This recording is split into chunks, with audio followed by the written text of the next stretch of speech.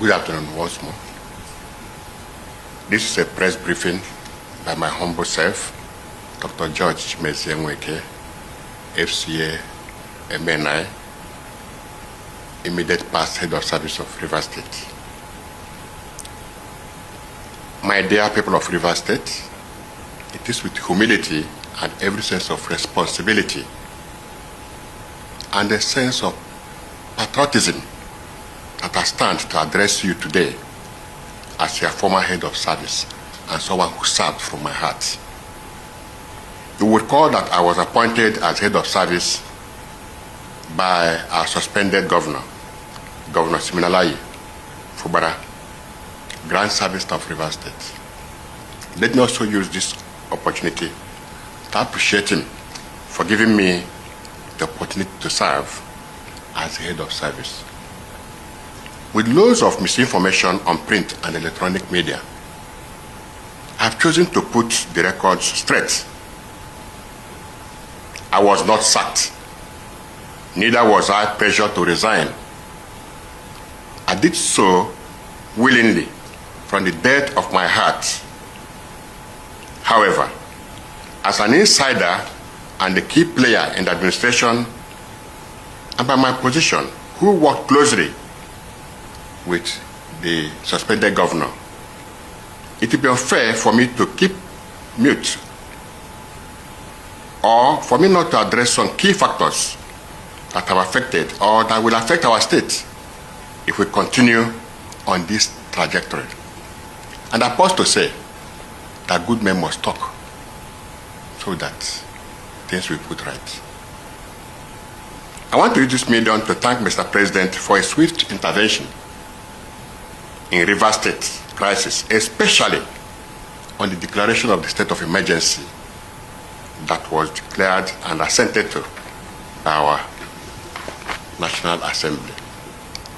You will recall that when the governor was suspended, as head of service, I was the next in command, so I'm not speaking as an outsider or as a novice.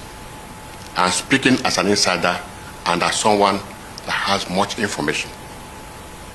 If not for the intervention of Mr. President, Nigeria would have faced the worst economic sabotage and Rivers State would have been in flames, and by extension, other neighboring states, because of the level of insider distortion that I saw. First, it all started with the State House of Assembly, where the governor, Siminalayi Fubara, directed his chief of staff to burn down the assembly in a way to avert the suspected impeachment.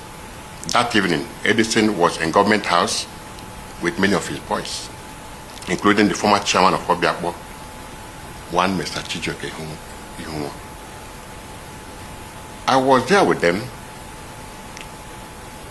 when a bag of money was handed over to Edison for that operation, though I did not actually know what it was meant for or the amount inside.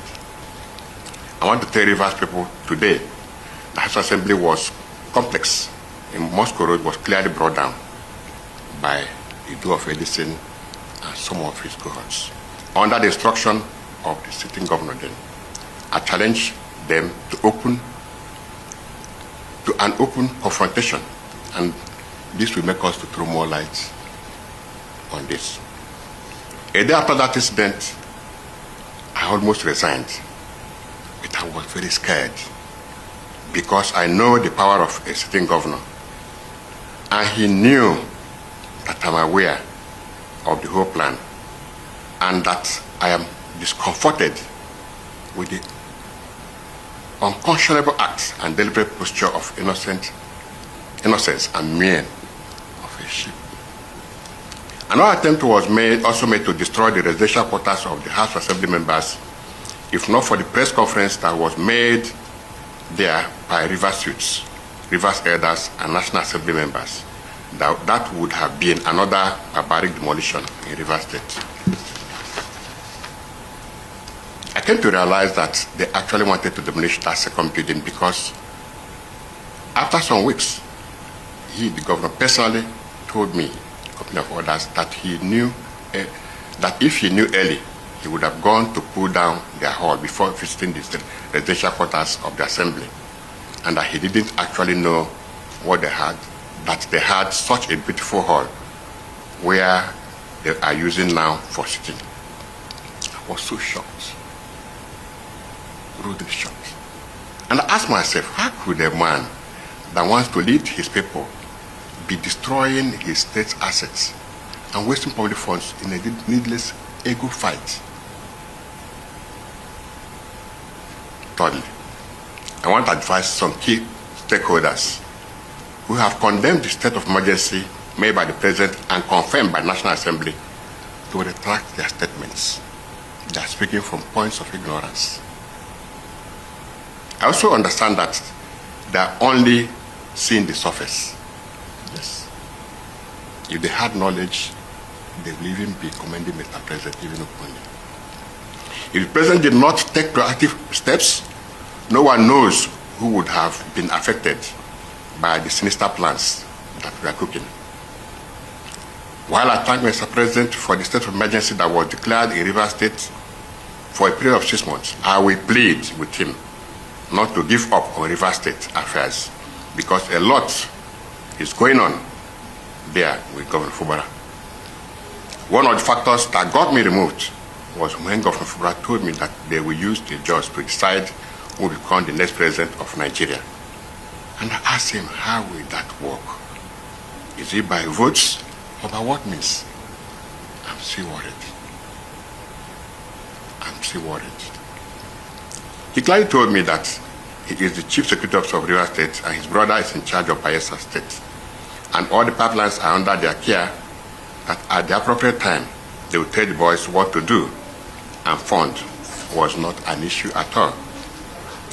That was when he made that statement in his public function, that, and I quote, I will tell the boys what to do at the appropriate time.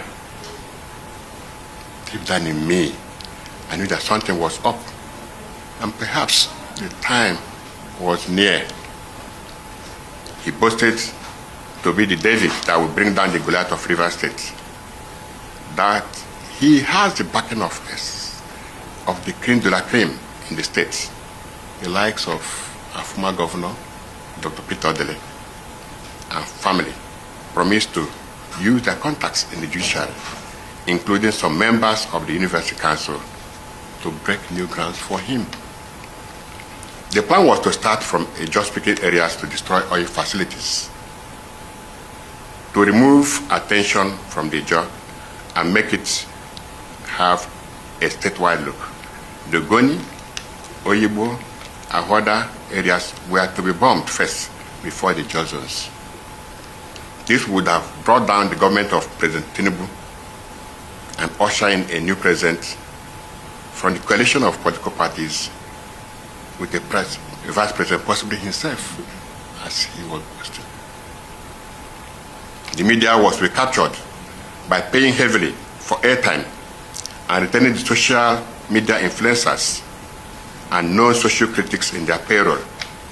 I'm not aware of what this revelation means, but I'm doing this to free my conscience and warn those innocent persons that are used to sway public sentiment that there is more than meets the eyes in the Rivers matter.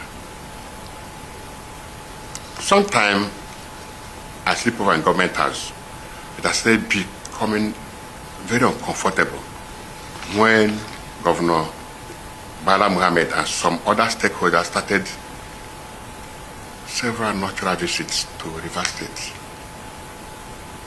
I recall that one of such visits, he told me that he would support Bala Mohammed for president or any other northerner.